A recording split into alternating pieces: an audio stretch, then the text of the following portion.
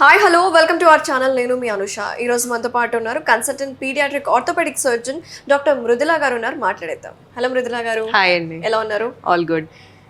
ఈ రోజుల్లో ఇప్పుడు ఇది చాలా కామన్ రిలేటబుల్ క్వశ్చన్సే అండి నేను అడగబోయేది. సమ్మర్ సీజన్, సమ్మర్లో పిల్లలకి హాలిడేస్ ఇస్తారు, అక్కడికి ఇక్కడ దూకుతారు, ఆ ఊరు ఈ ఊరు అమ్మమ్మ ఇంటికి నానమ్మ ఇంటికి వెళ్తూ ఉంటారు. So games are main priority for kids. ఈ టైంలో పిల్లలు ఎక్కడెక్కడో ఆడుకుంటూ ఉంటారు, దూకుతారు, ఫ్రాక్చర్స్ అవుతూ ఉంటాయి. యాజ్ ఎ పీడియాట్రిక్ ఆర్థోపెడిక్ సర్జన్గా మీరు పిల్లలకి తీసుకోవాల్సిన జాగ్రత్తలు ఏంటి? ఫ్రాక్చర్స్ అయినప్పుడు మనం తీసుకోవాల్సిన కేర్ ఏంటంటారు? ఓకే, సో బేసిక్గా ఏంటంటే మోస్ట్ ఆఫ్ ద టైం ఆ ప్లే టైం ఉన్నప్పుడు చాలా మంది పిల్లలు పడుతుంటారు. బట్ లక్కీలీ మనకి ఎలాంటి ఇప్పుడు కమ్యూనిటీ కల్చర్లో we have soft padding in the parks and చాలా మంది పిల్లలు ప్రొటెక్టివ్ ఉంటున్నారు, like using gears and everything. So దానివల్ల కొంచెం ఇన్సిడెంట్స్ తగ్గిందనే చెప్పొచ్చు. But most of the fractures ఏంటంటే మనకి విత్ ప్లాస్టర్స్ కూడా ట్రీట్ అవుతాయి. బట్ కేర్ఫుల్గా ఉండాలి అనుకున్నప్పుడు the main thing is parental guidance is very important. దాంతోపాటు using lot of gears like knee caps కానీ ఎల్బో క్యాప్స్ కానీ, having braces when you're doing some activity in which you're not trained in. So that is more important. ఈ ఫ్రాక్చర్స్లో most common fractures ఏంటండి? Most of the time పిల్లలు పడేటప్పుడు they fall over their hand.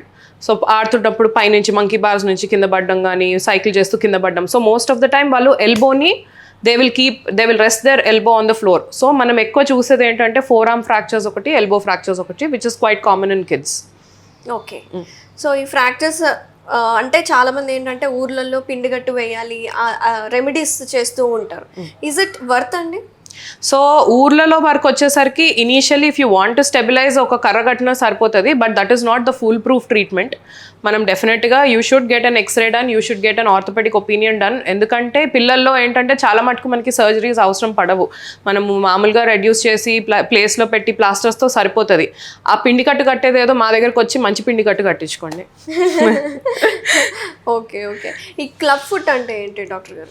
So club foot is a most common birth deformity. ఇప్పుడు మనం paediatric ortho as such చూసుకుంటే పిల్లల్లో వచ్చే common deformity 1 in 1000 children చూస్తాం మనము. సో దాంట్లో ఏంటంటే పాదం లోపలికి తిరిగి ఉంటుంది. సో అది తిరిగి ఉన్నప్పుడు మనకి most of the time surgery అవసరం పడకుండా ట్రీట్మెంట్స్ చాలా ఉంటాయి. బట్ ఏంటంటే ఇప్పుడు అంత అవేర్నెస్ లేకపోవడం వల్ల చాలామంది సర్జికల్ ఆప్షన్స్కి వెళ్తుంటారు. అండ్ బేసిక్గా ఈ కండిషన్కి ఏంటంటే awareness is more important. Okay, యూజువల్గా పీడియాట్రిషియన్ అంటే పిల్లల్ని చూస్తారు, but there is a special designation, that specialisation కూడా ఉంటుందని చాలా మందికి తెలియదు, ఆర్థోపెడిక్ పీడియాట్రిషియన్ అని. So what is the major difference? మనం ఎక్కువగా డిఫరెన్స్ చూసేది మోస్ట్ కామన్ ఆర్థోపెడిక్కి అలాగే పీడియాట్రిక్ ఆర్థోపెడిక్ డిఫరెన్సెస్ ఏంటి? సో మనము ఏజ్ ప్రకారంగా why this division has come is paediatric bones they are very flexible. Most of the time ఏంటి అంటే సపోజ్ ఈవెన్ మనం ఫ్రాక్చర్స్ తీసుకున్నా, if the same fracture happens in an elderly person, అంటే పెద్దల్లో ఇదే same fracture అవుతే మనకి surgery అవసరం పడవచ్చు. బట్ పిల్లల్లో సింపుల్ టెక్నిక్స్తో సెట్ అయిపోతుంది. And we as pediatric orthopedicians we are more trained into it so that most of the time మనం surgery అవసరం పడకుండా మనము సెట్ చేసుకోవడం. That is one thing. And apart from that మనకు ఉండే చిన్న చిన్న డిఫార్మిటీస్ చాలా మటుకు మనం పీడియాట్రిక్ ఏజ్ గ్రూప్లోనే చూస్తాం. Below 16 years of age VC maybe metabolic అంటే ఏంటంటే విటమిన్ డెఫిషియన్సీ వల్ల వచ్చే డిఫార్మిటీస్ కానీ వేరేవన్నీ కూడా we are more trained in to that. When we go to adult it is more about joint arthritis అనమాట. సో మోకాలు అరగడము, హిప్స్ అరగడము. So that is again a different wing. Spine is a different wing. అట్లా పీడియాట్రిక్లో we are more trained in to these aspects. Flat foot ఉంటే ఏమన్నా problem ఉంటుందంటారా అండి? లేదండి, మోస్ట్ ఆఫ్ ద కిడ్స్లో ఫ్లాట్ ఫుట్ ఉంటుంది. ఎందుకంటే they are more chubby compare to adults. Flat ఫుట్లో మోస్ట్ ఆఫ్ ద టైమ్ మనకి పాదంలో ఫ్యాట్ అనేది ఉంటుంది. అది వాళ్ళు నడిచే కొద్దీ కాంటూర్ అయ్యి మళ్ళీ నార్మల్ ఫుట్ అవుతుంది. సో పిల్లల్లో flat foot is nothing to be worried about.